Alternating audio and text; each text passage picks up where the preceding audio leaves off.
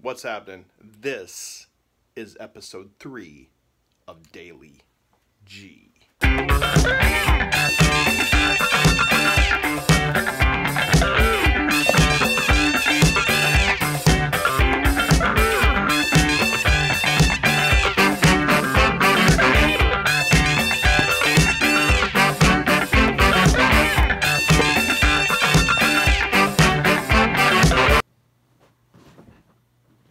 Let's do this. Let's talk about something today. I want to talk about Stryper. I've had a lot of people ask me questions over the years about my connection with Stryper and what I have done for them, and just all my involvement, from Robert Sweet to having this beautiful little plaque on the wall right here, and a funky right over here, that Stryper shaped disc. And I wanted to go through some products, but for the first thing I wanted to do is I just kind of wanted to explain to you how I even got started working with Stryper and for Stryper and becoming close friends with Oz and some of these other things. Many of you might know that I've been working with Oz, and we just are putting out the Sendizzy vinyl on green, which is really cool. But my connection with Stryper started a lot earlier, so I wanted to kind of talk about that a little bit. So it actually began back in about, I'm thinking, if I had to guess, it was 1999. It might have been 2000 or 2001. Anyway, I think it was late 90s. I was at Cornerstone Festival, and I had been doing web development, web design, right? Creating websites, web pages. And I was at the festival, and Stryper was there kind of just playing a one-off show. I remember this show very specifically because a Third Day was playing the last set, I believe the last night, kind of the last set, and that'll make sense in a minute. But the last night, Third Day and Mark Powell, I think I have his name correct, from Third Day came out with a Stryper shirt on, right? Was wearing a Stryper shirt, and Stryper was going to play afterwards. So Stryper, even though Third Day was the big act that night, Stryper was doing kind of what's called a one-off, right? It's not a tour, it's just a show, right? They had flown in to do a show at Cornerstone, and they came and they did their show. They also had a booth set up in one of the merch tents, and I bought a cassette tape. I don't even know what specifically I bought, but I bought some Stryper cassette tape. Met a guy named Brett Christensen. We exchanged information. I gave him one of my business cards, or wrote down my number on his card. I'm not sure how that all went down. And many months, and probably even a year or so later, I got a call from Michael Sweet of Stryper. Now, I didn't know it was Michael calling me. It kind of went down like this. He's like, "Hey, my name's Michael Sweet of Stryper. I was wanting to know if you'd be interested in helping us create a website and working on our website." Now, I'd had some conversations with Brett Christensen, but I didn't fully understand. There was another guy named Craig that was involved. Obviously, my name's Greg. And Michael even mixes up our name in his book that he put out, which is fine. I don't care. He put out a book called Honestly, and somebody told me that he was talking about me, but he actually mentioned Craig. Whatever. I never met Craig, have no connection with him, don't really know who he was. I know he's the one that created the first incarnation of Stryper.com. But then Michael, "Hey, you want to help create Stryper.com, work on the website?" I'm like, "Oh yeah, okay, sure, yeah, no problem." Click. I thought it was my brother playing a practical joke. I'm like, "Whatever, Sean, whatever you say, sure, I'll help Stryper create a website. Goodbye." Click. Don't you like my phone? Guys, if you're young, this is how we used to make a phone signal. Like, I don't know, how do you make a phone signal now? Oh. But this is what we used to do. So anyway, phone, hang loose, phone, I don't know. Anyway, all right, moving on. He called back. He's like, I think we got disconnected. Now, that was before cell phones, or cell phones wasn't, I mean, they were out, but it wasn't really a thing, right? And so he called back. He says, hey, I think our call got disconnected. I'm like, who is this? He's like, Mrs. Michael Sweet of Stryper. I'm like, what? Like, why are you calling me? You know, and long story short, I ended up working on Stryper.com and did Stryper.com for many, many years, ran and operated it, had an opportunity to work with them. It was a lot of fun. It was great. Over time, I eventually moved on, and a guy named Jeff began to take it over, who was doing with Michael Sweet, working on Michael Sweet's website, which is, he's just done a fabulous job, tremendous human being, and does a wonderful job. But that was kind of my connection. Oz and I built a really close friendship. During that time, we started working together, putting out Send Izzy on CD, Send Izzy on vinyl. But that's my connection. It's really that simple, right? So I go to a bunch of shows, I hang out with those guys. Robert and Oz got stranded in Chicago at O'Hare Airport, or maybe it was Midway. And I got a call from Oz. This was, wow, maybe six years ago or so. And he's like, dude, we have been sleeping on the floor at the airport for 2 days. They keep canceling our flight. So blizzard in Chicago, everything was shut down.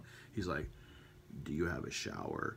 I'm like, yeah, dude. So I drove and picked up Robert and Oz. They ended up staying at my house, actually my parents' house, because they had way more room than we did. We just had a small townhouse at the time. We put them up at my parents' house, which was awesome. And they stayed there 5 days, I think. And so, yeah, it was really cool. It was a lot of fun. Hung out with those guys. Robert had lost all of his clothes. Like, they couldn't find his luggage. It was awful. Like, I think Oz's was lost too, and we had to go back to the airport. And they, I think, eventually found Oz's, but like Robert's like took forever to show up. So it was pretty awful for Robert, I must say, poor guy. But what a bunch of great guys. I mean, I just want to say that up front. I've known all these guys. What a bunch of great guys. They really, really are. They're just true blue. And Michael and his wife Lisa are just amazing human beings.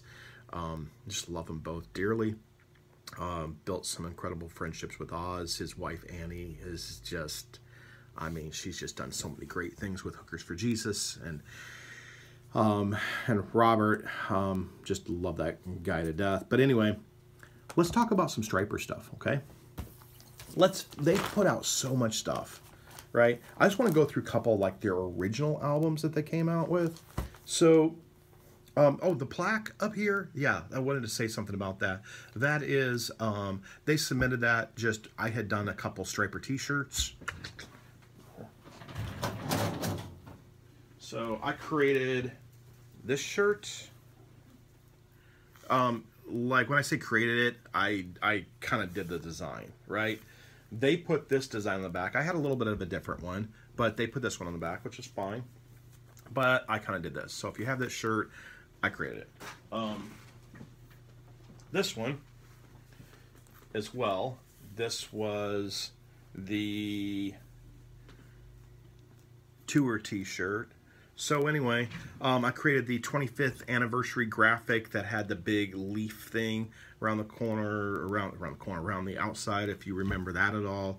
That was one of my designs. Deep South had hired my company to create that design. So I did the website, did a couple t-shirts, did a 25th anniversary logo. That's really about it. I mean, worked on their website for years, did a lot of graphics, kind of helped them kind of in the early days. They were putting out their 7 the best of, with I think a couple new songs, and that's why they really wanted to kind of a push. But Brett, who's a wonderful man, he got me involved in the website, kind of connected me with the guys, and it kind of just went from there, and just relationship and friendship has just blossomed over the years. I want to get onto the product, because this is the stuff I love. Because I was a huge Stryper fan. I told everybody, when all my friends had a picture of Farrah Fawcett on their back door, I had a big picture of Stryper. That's where that idea, by the way, that's where that idea came from. This. Do you guys remember this big, long photo? It was actually, that whole thing, that whole picture there, that was a poster. A big, long door poster. And I had that on the back of my door. I think I was in college. North Central Bible College in Minneapolis when I went to school there for a year, which was awful. I hated it. Anyway, so I've been a huge Stryper fan. I guess that's just what I'm getting at. But anyway, so they put out a bunch of new stuff. I just want to talk about some of their old stuff, some of the different versions that are out. These are the ones we currently have available on our website, but I get all kinds of stuff, have some other collections of some other things. So anyway, this was the first version. Take all these things out of the sleeves. This was the first version, okay? This one, you'll notice, this was Stryper's Yellow and Black Attack.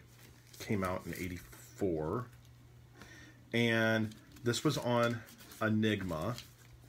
So that logo, Enigma logo. And this was the first version.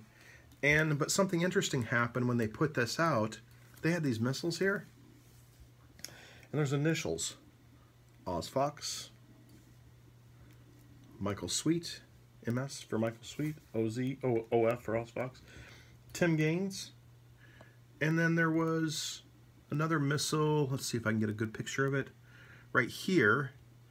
That said RS on it. For Robert Sweet. And it was missing. So they reissued it and put it out showing all the missiles. So this is the second version. These versions, they still have just the original 6. This was the Stryper EP, right? So it still had just the original 6 songs, the 3 songs on either side, and both of the first and second version both have that.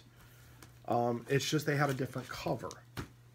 Okay, so I think they had.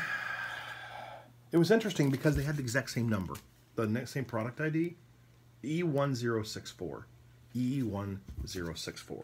Now, Brett Christensen is a crazy collector. He can tell you way more. But I'll tell you, there's a couple different versions of these out. Oh, so then they had, so after they came out with those versions, version 1 and version 2, they came out with this version, which was a circle version. This had Reason for the Season on it, and it was a blue vinyl, and it had, I think My Love Will Always Show. That was the new song that was added. That was the ballad. They ended up doing My Love Will Always Show, and they ended up creating that as a much more rockier song. So if you listen to like Rock's Regime demos, yeah, Rock's Regime was the band before Stryper, in case you did not know that. So they had this version out, right? So if you guys want any of these, we got an open copy of the blue one. I've got a open copy of the first edition. We've got an open copy of the, first edition, second edition, third. I think there was one in between, if I remember correctly. I think they came out with a version of this that had it all, or maybe they came out with a square version of this. And then I also have a sealed copy of the second edition, sealed. So, never been opened. Okay. So, then they had Soldiers Under Command that came out. Came out in black, and it came out in white. Kind of cool. This was their second album. Then they had a version that came out on Passport Records. So you'll see that says Passport Records. This one is Enigma Records. So the white version is Enigma 720771. This one is PB6050. All right. Then they came out with To Hell with the Devil, gatefold versions, and a picture disc, and then that black copy with the red writing on it, which we have in stock. To Hell with the Devil, this was the really, really controversial cover back in the day, and the Christian bookstores would not stock this cover. They refused because there's a pentagram right here. And it's supposed to be the 4 guys that are angels,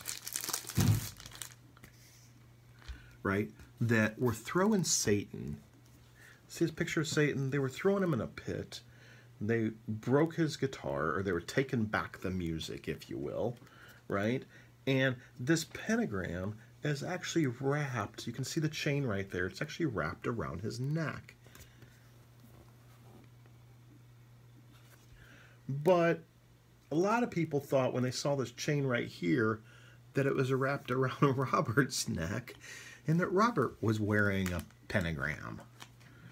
People were crazy and weird and they just jumped on this bad stuff. So they came out with a black copy that just had the "To Hell with the Devil" really big over here, which was really cool. It was black and red. But anyway, so this came out in a gatefold version. So this is the PJAS 73237, right? Black vinyl. Same thing. This one has a little sticker on the front that says, "We have attempted to make a visual representation of the title, To Hell with the Devil. Whenever illustrations are used to convey concepts or ideas, misinterpretations become possible. With this picture, however, there should be only one message delivered. The devil belongs in hell, not in your heart." Stryper, October 1986. So, anyway, they had to explain their cover to Christian bookstores because Christian bookstores were just weird and had old ladies at the front counter that were just disconnected and listened to Jimmy Swaggart. Anyway, so that being said, they also came out with this really, really, really, really cool picture disc. Let's just take it out so you can see it. So this is kind of cool.